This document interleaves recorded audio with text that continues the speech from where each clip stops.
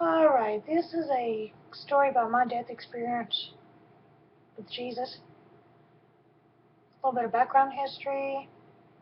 It's a pretty good story. It's a true story. Story based on my life. I am a retired Baptist minister's daughter and was taken to church regularly, even though I would rather be at home, playing with my toys.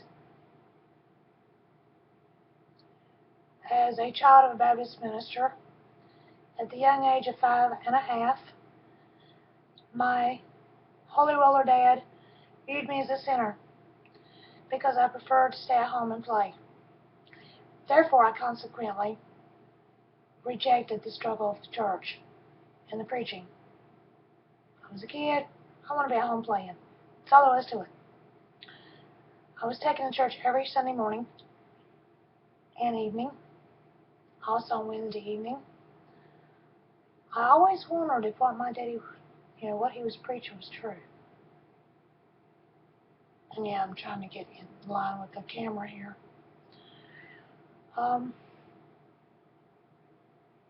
Was I going to hell for wanting to stay at home? Was I really a bad person and doomed to spend the rest of my life in the lake of fire and brimstone? These questions were always burning in the back of my mind. Now, I loved my mom, I loved my dad deeply, but a lot of times I didn't want to go to church. I hated the idea of getting dressed up for church only to hear that all the sinners were going to hell if they didn't repent to God. Consequently, the most fascinating journey of my life was a magical ride through the heavens.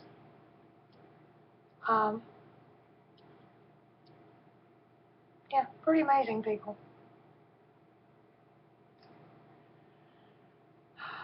I experienced death as a child at 5 and a half, and a total out-of-body experience.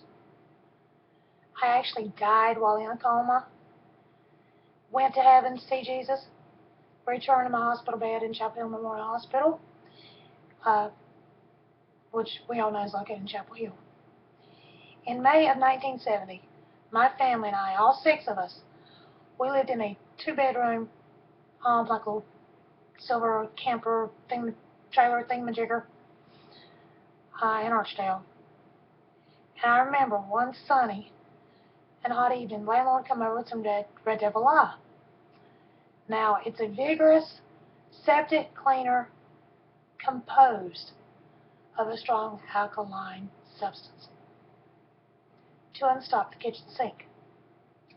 I'd been outside playing, got hot, asked my mama to give me some Kool-Aid.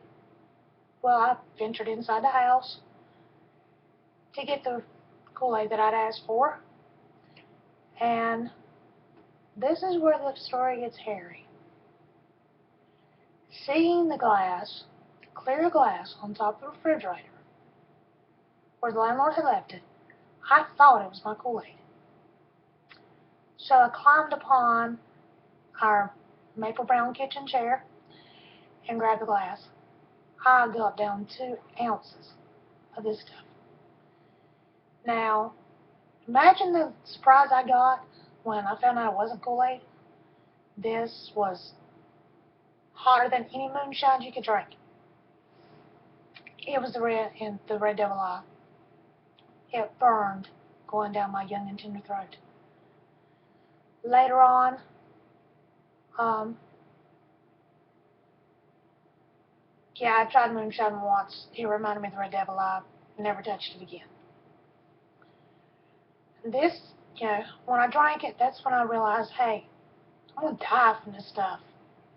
This is poison. I'm dead. That's all there is to it. I panicked. I dashed into the bathroom where I actually tried gagging myself and throwing it up. I stuck my finger down my throat and started gagging. My dad's asleep on the couch. He heard me. He jumped up, come in the bathroom, asked me what was wrong.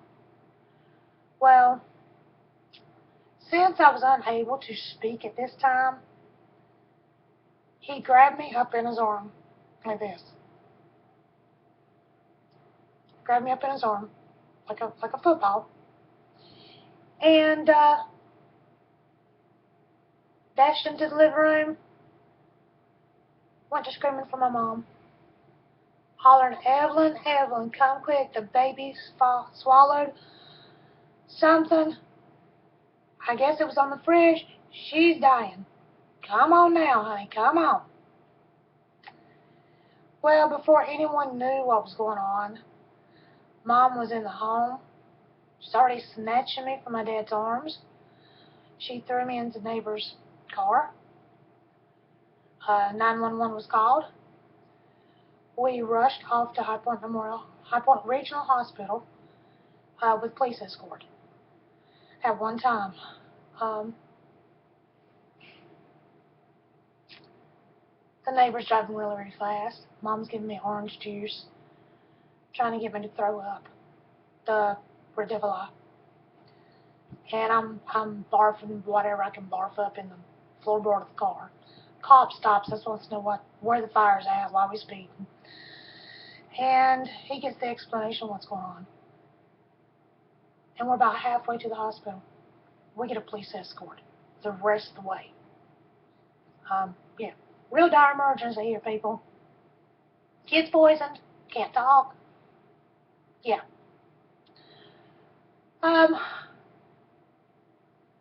When we arrived at the emergency room, they immediately took me to get x-rays done. As a result of swallowing the lie, I was told that my esophagus had been burned. My right lung collapsed because of it. I was in chapel in a High Point about a week, maybe. It seemed like a week. They had IVs in me. They had me strapped down to the bed at one point because I wanted to tear the IV out. I wanted to go home. They were not qualified to perform the surgeries that I needed, so I was transported by ambulance to Chapel Hill. From 1970 to 1972, I stayed at Chapel Hill Hospital. 2 years of my life in a hospital. During the course of these years, I had what is esophageal dilation done 7 times. I read my medical reports 7 times.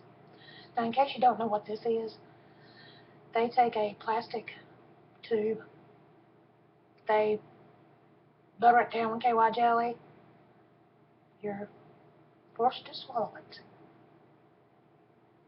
Plain and simple. They give you a local anesthesia, they put it in your mouth, and down your throat it goes. It stretches your throat so you can swallow, so you can eat. Not a good thing. I mean,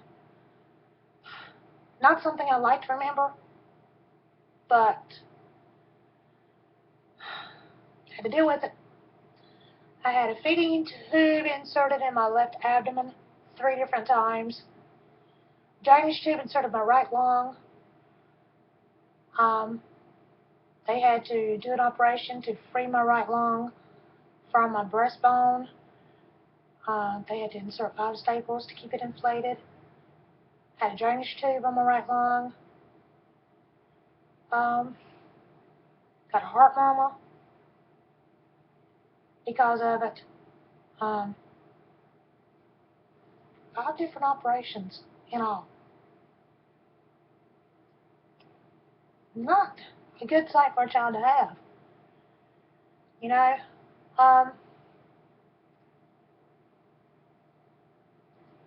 my small intestines was realigned to prevent other operations.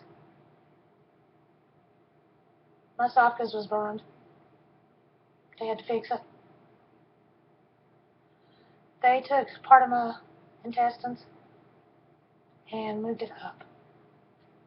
Poured it up. And I landed right in here. Part of my vocal cords was damaged, which is why I have the soft voice now. I've always had it. I don't know if I screamed like a, when I was a baby or not, but this is me.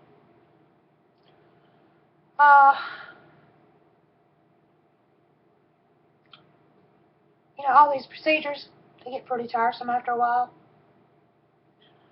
I knew I had to survive them in order to live a normal life, but it made me feel helpless, sad, wishing that I could die just so I didn't have to deal with it anymore. And my wish almost come true.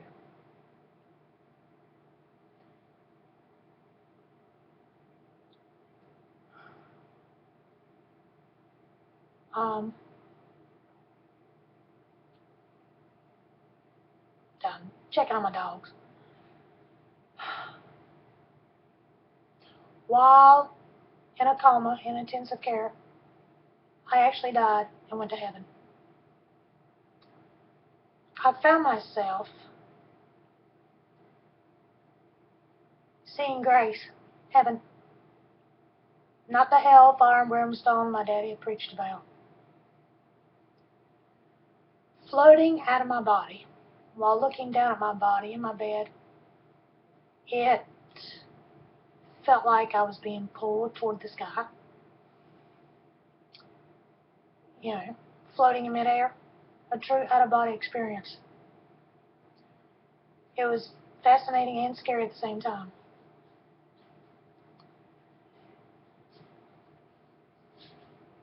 Shortly thereafter, I found myself in heaven, where I can remember the angels singing Amazing Grace. Let me tell you something.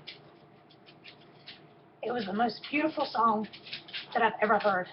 I haven't heard it sung so beautifully ever since.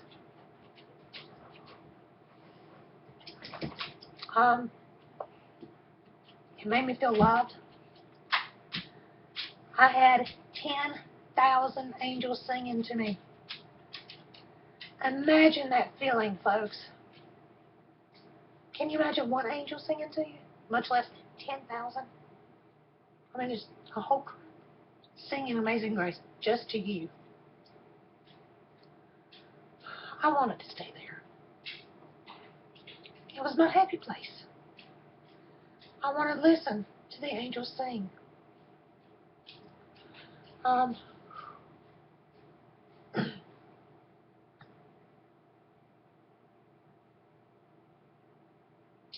This is just part one.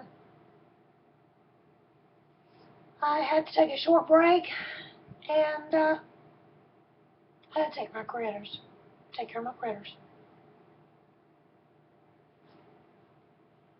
Stay tuned for part two coming soon.